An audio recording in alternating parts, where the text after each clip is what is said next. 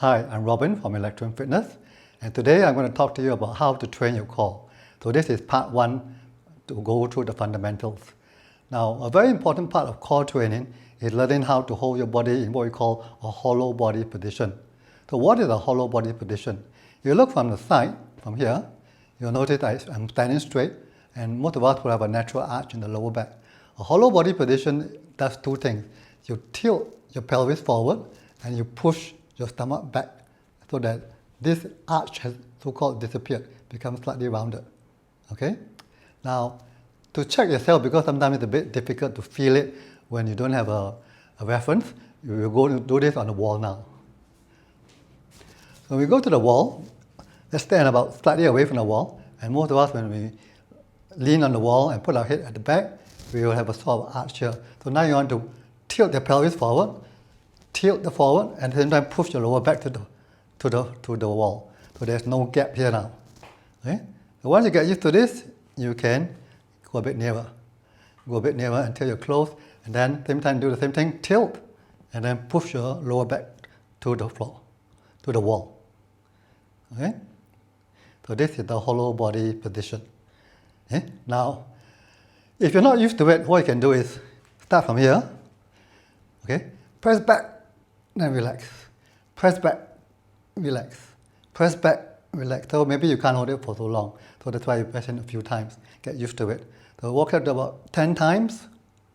3, 4, 5, 6, 7, 8, 9, 10, and then hold it there. Okay? So this will help you train your core by using the wall. Okay? Okay, so now we're going to go on to the floor. Whereby on the floor, we're going to do, you still use the same hollow body position, but we're going to do different things with our feet now since our feet are off the floor. Okay, so now we're on the floor, and we're going to apply the same hollow body position when we are lying down. So let's give you an example of that. So I'm going to lie down from here, and most of us when we lie down, we will also tend to have a sort of arch over here. So we're going to tilt our pelvis forward and push our stomach down. Okay? So we try this and see whether you can maintain this position. Okay? So push down, tilt your pelvis, push your stomach down and hold in this position.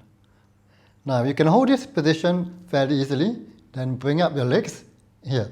Still maintaining this stomach pushing down with your lower back having no gap here.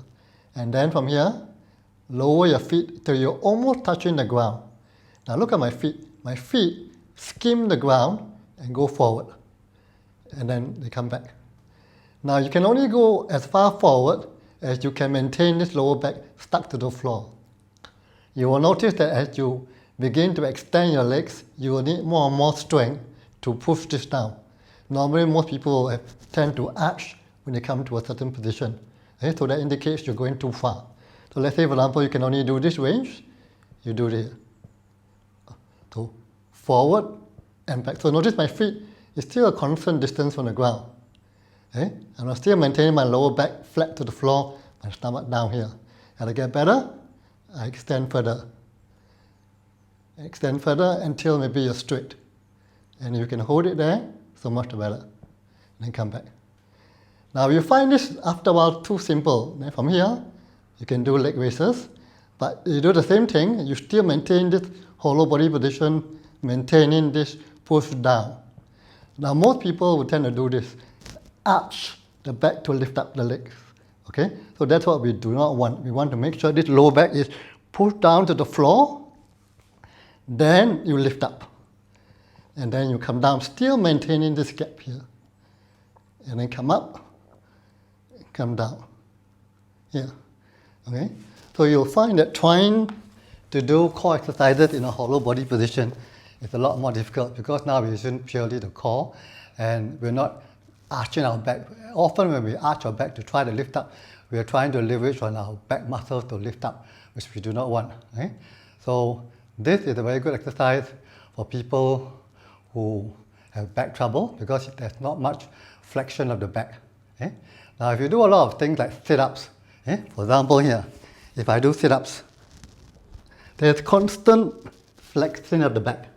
So people who have back trouble, sometimes that may not be such a good option for them. Of course, if you have no problems at all with your back and you like sit up, by all means do it. Okay?